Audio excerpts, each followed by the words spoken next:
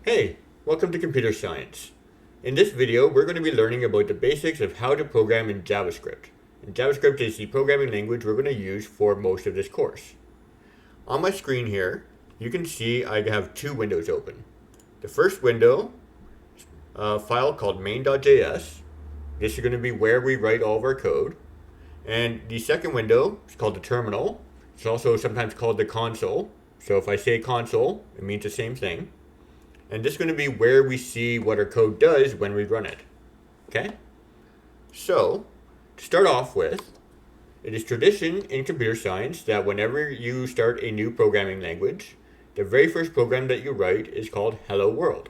And Hello World is a very simple program. All it does is it prints Hello World to the console. It's one line of code. So this is going to teach us how it is that we get our programs to show us stuff. It starts off with console. And that means that we're going to be doing something with the console. And then we do a period. And then log. And log just means to log or print something out to the console. We follow that with some round brackets. And inside those round brackets, we put quotation marks. And inside these quotation marks, we write what it is that we want to get printed to the console. In this case, we want to print hello world. So we're going to type hello world, just like that. It's a good idea to put a semicolon at the end of every one of your lines of code. It is not necessarily needed in JavaScript. JavaScript will do this for you if you forget. But in other programming languages like Java or C++, this is required, and if you forget to do this, then you're going to get an error. So, to run this program, we're going to go to the top. And somewhere up there, there's going to be something called run program or run node or run game. We push that button and it will run our code. And there we see our program outputted hello world. There we go. We wrote our very first program. You notice that in the console, it has this little command called node main.js. And that is what pushing that button actually did. We can do the same thing by typing it ourselves. We can say node main.js, press enter, and it's going to do the same thing. See, it ran once again, hello world.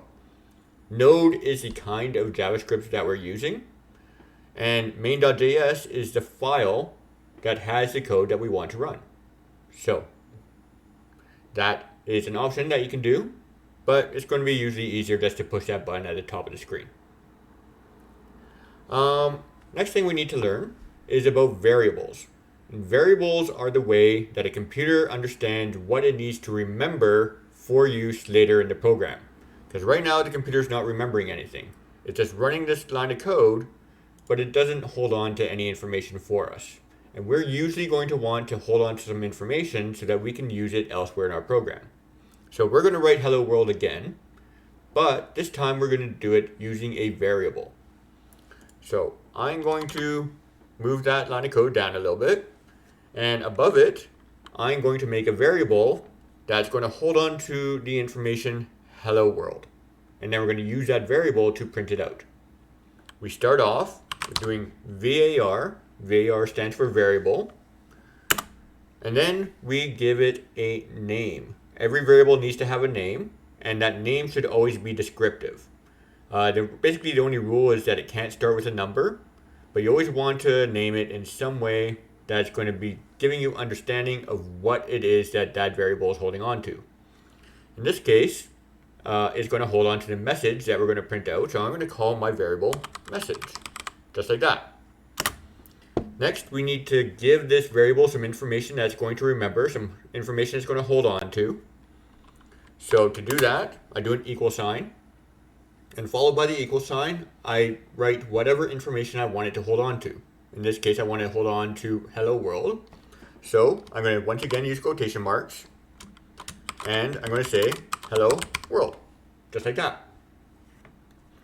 Once again, I'm going to put a semicolon.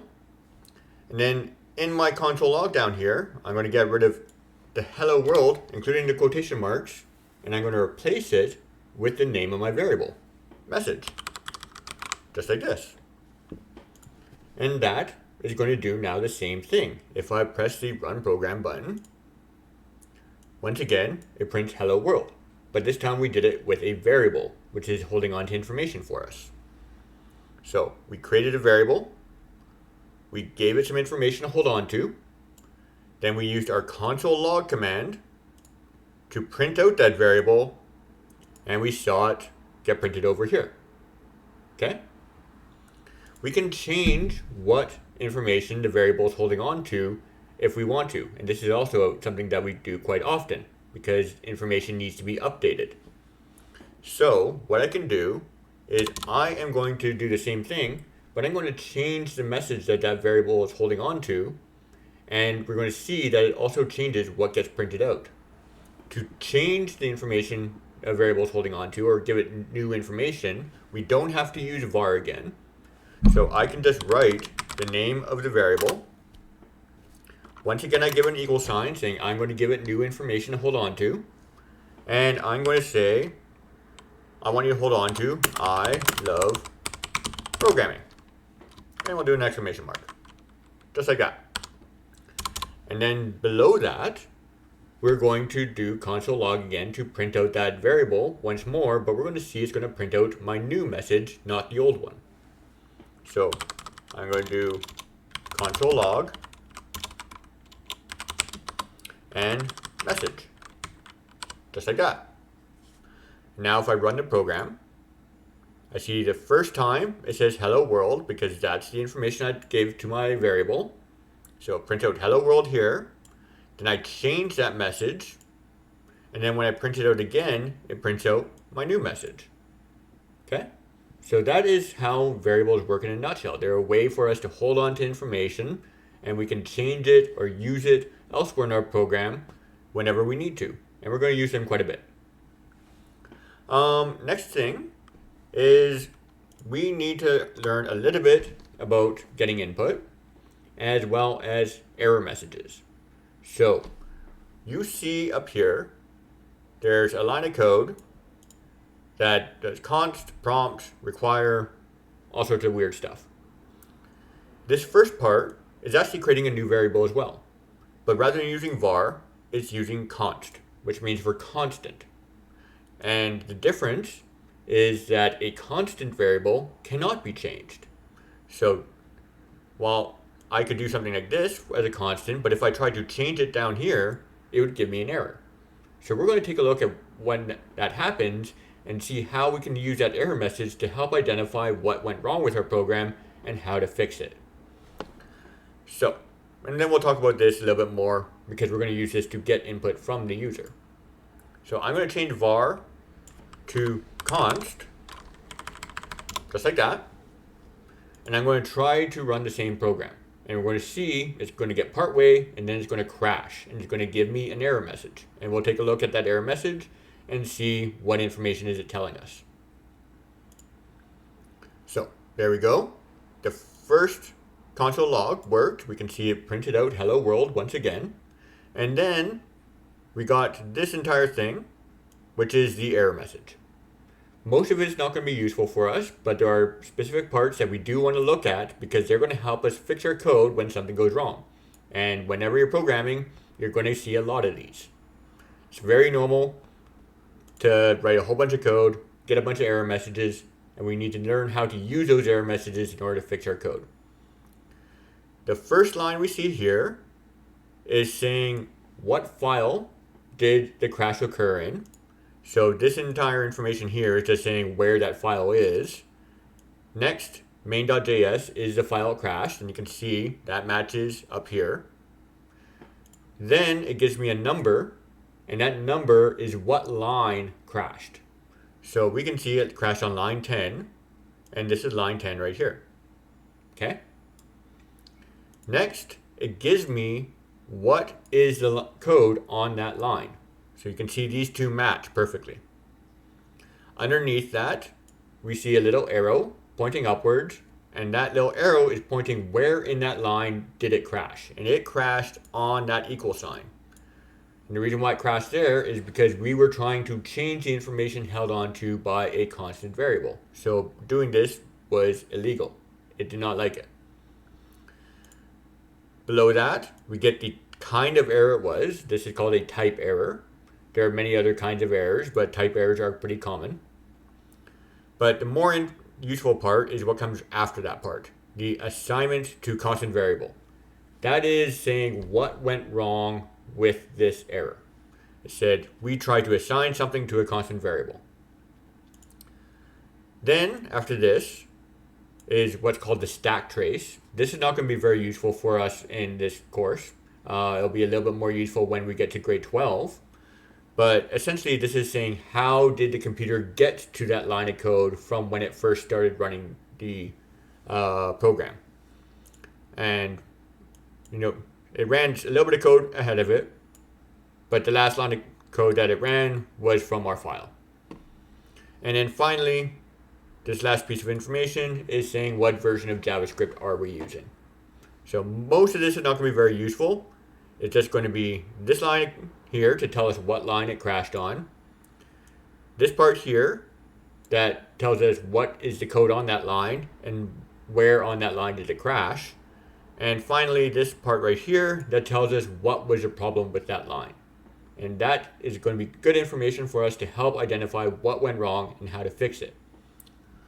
One thing to note though is just because it crashed on line 10, that doesn't mean that the mistake was on line 10. In fact, my mistake was on line 6. But that mistake did not cause a crash until line 10. So just because something happens on line 10, that doesn't mean that's where you need to fix your code. The fix might need to happen before that. So if I say, oh, this was not supposed to be a constant, this was supposed to be a regular variable. If I change that back to a variable, I can now run that program and it's fixed. Okay? So that is what an error message is, and that's how we can use it in order to figure out what went wrong and how to fix our programs. I'm going to clear this console because we see we got a whole bunch of stuff here that's not going to be very useful for us. So I can just type in clear right there, and that clears the console. A little bit later, I will show you how to do that in your code. You can have the code itself clear the console, which can be very useful, but we can also just type clear and clear it that way as well. Now that we know how to do error messages, let's take a look at how do we get input from the user. So we're going to make a program that is going to ask for the user's name, and then we're going to say hello to them followed by their name. So let's delete all this, create a whole new program, and this is going to be where we actually use part of this code. We're not going to change this code. That needs to stay up there. In fact, that's the reason why it says freeze code begin and freeze code end. That's there to stop anyone from interfering with that code and changing it, because if you change it, you're going to break stuff and it's going to be hard to fix. But it creates this variable called prompt, and then what this does is it assigns to that variable some additional code that comes from another file called prompt.js, and I've made that for you. I had to do that because Node does not have something that does it natively, but many other programming languages do. So we're going to use this to get input from the user. To do so, we need to create a new variable because we want to ask the user for their name, and we're going to need to hold on to that information so that we can use it later in our code. So we're going to create a new variable. Since we're asking for a name, we're going to call this variable name. We're going to assign it some information, and then we're going to use this prompt method. And prompt works a lot like console log in that you write prompt, open up brackets, and then you type something in. And what this is going to be the question that we want them to answer for us. So we're going to say, what is your name? And then semicolon. And unlike console log, it's going to print this out, but it's not going to move on to the next part of the code. Instead, it's going to wait for the user to type something in and press enter. And only after they press enter is it going to move on to the next line of code. So after that, let's make another variable. And this is going to be a variable where we use that name to create a response or a greeting to that user. So let's call it the greeting. To do this, we're going to do hello and a space, and then we're going to add to it the variable name. And what this is doing is called concatenation. All of these things in quotations are known as strings in programming. And a string is just a computer science way of saying text. So words, sentences, letters, numbers, not really numbers, but the representation of numbers as a character. All those are considered strings. And when you add strings together, you get just the two strings put together. So for example, if I typed in my name, Mr. Clark, so I say hello plus Mr. Clark. If I did those two together, that would give me the string hello Mr. Clark. So doing this will give me this. That is called concatenation. So we're going to do that.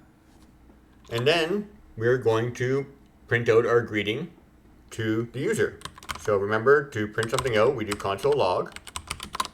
And then I'm just going to print out my new greeting variable, just like that. And that is our new program. Let's try it out, see how it works. So I'm going to run program. It says, what is your name? So we're at this point right here. It's waiting for me to type something in. I'm going to type in my name, Mr. Clark. I need to learn how to spell my name. And once I press enter, it's now going to move on to the next line of code. And it says, hello, Mr. Clark. So whatever I entered here gets assigned to this variable here. I then use that to create a new variable by adding hello to the beginning of it. And then I printed it out using console log like we saw before. Okay, so that is how we can get input from the user. That's not supposed to be there. So that covers almost everything that we need to know for this next assignment, or your first assignment, I guess. But there's one more thing that we need to know, and that is how do we comment on our code? Comments in code are a way for us to communicate to both ourselves in the future, as well as other people reading the code, what that code is doing. Right now our code is pretty simple, so it's pretty clear what it's doing, but as we get to more complicated code, it can be more difficult to understand what a piece of code is doing. And since this is a course, you're going to need to show your understanding of your code. So this is going to be how you do that, by commenting on your code to show what it does and that you understand it. So a comment is always done by doing 2 forward slashes, just like that. Same thing as what you saw up here. These are actually comments. And then what we do is we can write anything we want because the computer is going to ignore our comment when it is running the code. So I'm going to write, what is this line of code doing? So I'm going to say, asking the user for their name and assigning it to a variable. That's a little bit on the long side. I'll just stretch this out so you can see all of it. And there we go. That is a comment describing what this is doing, right? I could just say getting input from the user, but that doesn't really tell me why we're getting the input from the user. This gives me more context of what it is that I'm trying to do. Next, we can comment on the next line. We can say creating a greeting for the user using their name, which describes what this line of code is doing. Finally, we can comment on the last part, printing out the greeting created in the previous line. I need to do a P there. All right, and like that. So that is how we can comment on our code and how we can show our understanding of what exactly our code is doing. As we get further into the course, you're not going to need to necessarily comment to this degree. You show you more understanding and be able to show that you understand this stuff very well. You don't have to comment as much but anything that is new, you definitely want to comment on very well. Okay? And this will be part of how we evaluate you on your assignments. That covers everything that we need for this first assignment, but I'm going to show you two more things that are going to be useful for doing different parts on your first assignment. First is this part can actually be done in a more condensed way.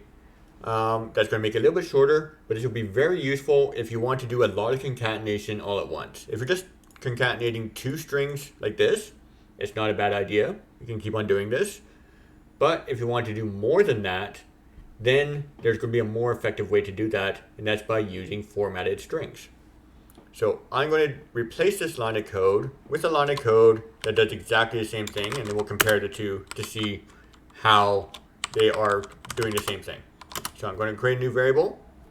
This time, rather than using quotes, I'm going to use ticks. This is not a quotation. Notice that they look very different, even from single quotes, like that. You'll find this next to the one key on the left hand side of the keyboard. Okay, so that's where you find that. And then inside those ticks, we do hello again. But when we want to enter in that user's name, we're going to do a $, followed by squiggly brackets. And inside those squiggly brackets, we're going to type in the name of the variable we want to use. So name. And that's it. You can see it's not really any shorter here, but these two actually do the same thing. And if I wanted, I can even do an exclamation mark at the end. All I have to do is one more key. But if I want to do an exclamation mark here, I'd have to do another concatenation like this.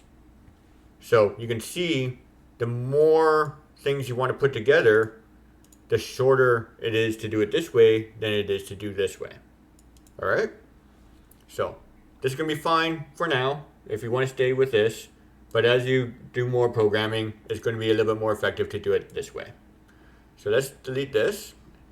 And let's see that it does in fact do the same thing. So let's bring this back. I'm going to run my program. That's for my name. My name is Mr. Clark. And it says, hello, Mr. Clark, with the exclamation mark. There we go. The other thing that might be useful is sometimes we want to handle things in a particular case. Like sometimes we want it all to be uppercase or all lowercase. And to do that, we can use another command, a method, to do that. So I'm going to do it here, and I'm going to show you how we can do it in a little bit of a shorter way. So I'm going to take their name, I'm going to make it all uppercase. So I'm going to do dot, follow their name, or the name of the variable, dot, to uppercase, like that.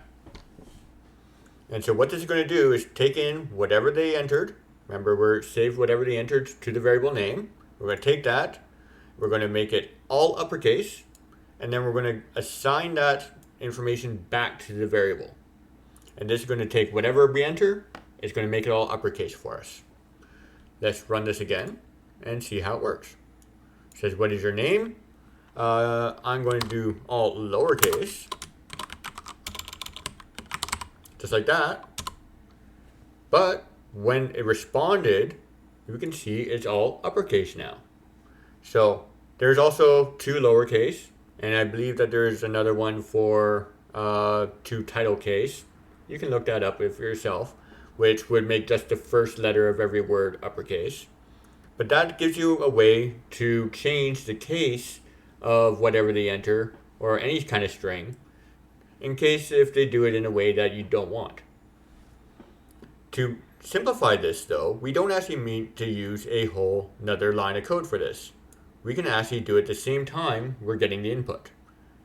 And in fact, we're just going to copy this. So I'm going to select the dot to uppercase. I'm going to copy it. And I'm going to put it at the end of the open brackets on prompt. And that's going to do the same thing for us. So I can just delete that.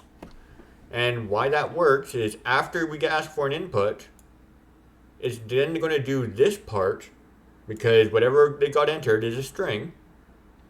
It's going to make it all uppercase, and then after it makes it all uppercase, then it's going to assign it to my variable. So this does exactly the same thing. Let's take a look. Type in my name again, Mr. Clark, and once again, it made all uppercase. So that is a bit of a shorter way to do the same thing. Okay? So we have now covered everything that you need to do your first assignment, as well as a couple additional tricks that we can use to customize input by changing the case, and how to concatenate or build strings in a bit of a nicer way. So we'll stop there. Have fun on the first assignment, and I'll see you in the next video.